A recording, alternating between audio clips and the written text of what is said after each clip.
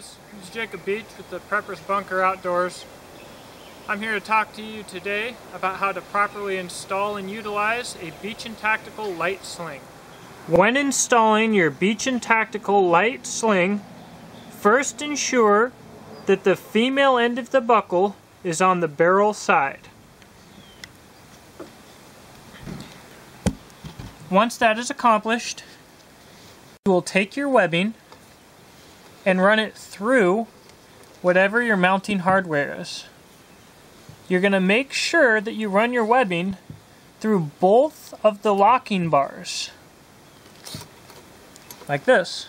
Once that is complete, you'll run it back through the final locking bar, and the sling will be locked in place on the front. You'll now do the same on the back with whatever hardware you have on the back of your firearm. In this case, it would be my AR's buttstock. Again, weave your webbing through your hardware, put it through both locking bars, like that. Then run it through the first locking bar a final time, and your sling is now locked in place properly.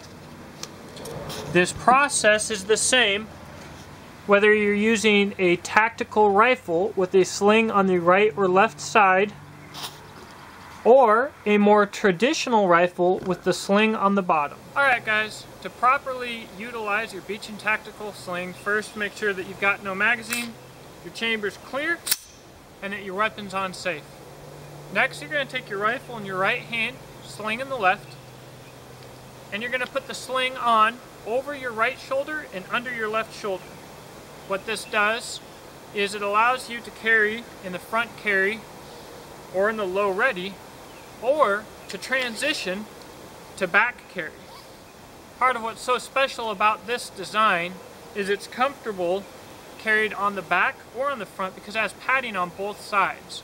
In this muzzle up position, you can now transition extremely quickly and effectively, and it's always comfortable. Thank you for watching. Please comment and subscribe. Thanks.